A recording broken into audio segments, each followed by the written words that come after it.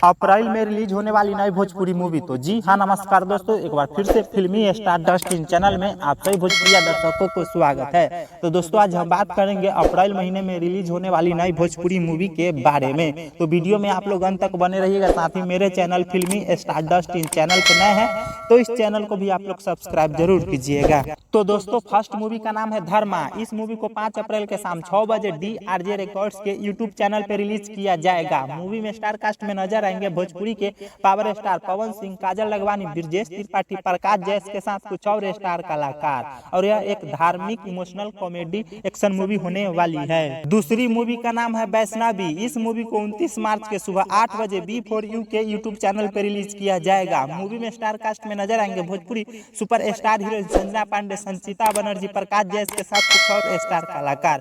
और यह एक धार्मिक मूवी होने वाली है। तीसरी मूवी का नाम है मिशन चाइना। इस मूवी के ट्रेलर को सुजय म्यूजिक वर्ल्ड के यूट्यूब चैनल पर रिलीज कर दिया गया है। मूवी में स्टार कास्ट में नजर आएंगे Bhojpuri super star heroine Yamini Singh, Akash Bhardwaj, Dev Singh, Awadhesh Mishra के साथ कुछ और स्टार कलाकार। मूवी को बहुत जल्द सिनेमा घरों में रिलीज किया जाएगा और यह अब तक की भोजपुरी में सबसे बड़ी एक्शन मूवी होने वाली है। चौथी मूवी का नाम है घूंघट वाली सुपर स्टार। इस मूवी के ट्रेलर को 28 मार्च के सुबह 9 बजे B4U के यूट्यूब चैनल पर रिलीज किया जाएगा। मूवी में स्टार कास्ट में नजर आएंगे भोजपुरी के super star heroine Amrapali Dubey के साथ कुछ और स्टार कलाकार। मूवी को बहुत जल्द B4U के टीवी चैनल पर रिलीज किया जाएगा और यह एक पारिवारिक मूवी होने वाली है। पांचवी मूवी का नाम है बड़की बहू छोटकी बहू। इस मूवी को इंटरटेन रंगीला के यूट्यूब चैनल पर रिलीज कर दिया गया, तो आप लोग जाकर देख सकते हैं। मूवी में स्टार कास्ट में नजर आएंगे भोजपुरी की रानी चटर्जी, काजल लखवानी, जय यादव, अंशुमान सिंह, किरण यादव, मनोज सिंह टाइगर के साथ कुछ और स्टार कलाकार। और यह एक पारिवारिक मूवी होने वाली है।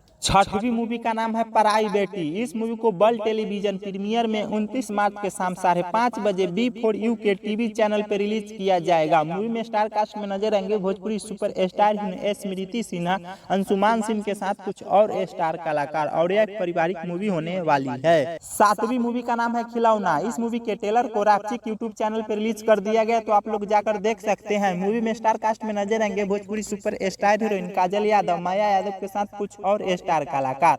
मूवी को बहुत जल्द वर्ल्ड टेलीविजन प्रीमियर में रापचिक टीवी चैनल पर रिलीज किया जाएगा और यह एक पारिवारिक मूवी होने वाली है। आठवीं मूवी का नाम है तेरा मेरा टसन। इस मूवी के ऑफिशियल ट्रेलर को रिलीज कर दिया गया है ultra music Bhojpuri YouTube channel पे, तो आप लोग जाकर देख सकते हैं।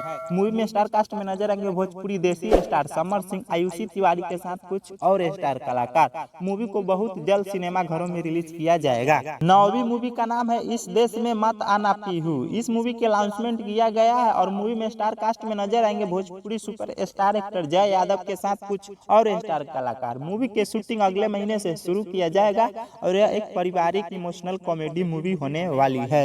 10वीं मूवी का नाम है पावर स्टार। इस मूवी के रिलीज डेट तय कर दिया गया है और 15 अप्रैल से इस मूवी को सिनेमा घरों में रिलीज किया जाएगा। मूवी में स्टार कास्ट में नजर आएंगे भोजपुरी के पावर स्टार पवन सिंह, मधु शर्मा, संजय वर्मा के साथ कुछ और स्टार कलाकार। और यह पावर स्टार पवन सिंह के जीवन पे आधारित मूवी होने वाली है। 11वीं मूवी का नाम है भवानी। इस मूवी को इंटरटेन रंगीला के यूट्यूब चैनल पर रिलीज कर दिया गया, तो आप लोग जाकर देख सकते हैं। मूवी में स्टार कास्ट में नजर आएंगे भोजपुरी क्वीन अमरपाली दुबे, स्मृति सिन्हा, अवधेश मिश्रा, अयाज खान के साथ कुछ और स्टार कलाकार। और यह एक भक्ति मूवी होने वाली है। 12वीं मूवी का नाम है तू सीता हमराम। इस मूवी के ट्रेलर को भोजपुरी के OTT प्लेटफॉर्म स्टेज पे रिलीज कर दिया गया, तो आप लोग जाकर देख सकते हैं। मूवी में स्टार कास्ट में नजर आएंगे भोजपुरी स्टार कुणाल तिवारी, काजल यादव के साथ कुछ और स्टार कलाकार। अप्रैल महीने में इस मूवी को भोजपुरी OTT प्लेटफॉर्म स्टेज पे रिलीज किया जाएगा और यह एक पारिवारिक मूवी होने वाली है। 13वीं मूवी का नाम है जय हो महारानी शीतला भवानी। इस मूवी को रापचिक यूट्यूब चैनल पर रिलीज कर दिया गया है, तो आप लोग जाकर देख सकते हैं। मूवी में स्टार कास्ट में नजर आएंगे भोजपुरी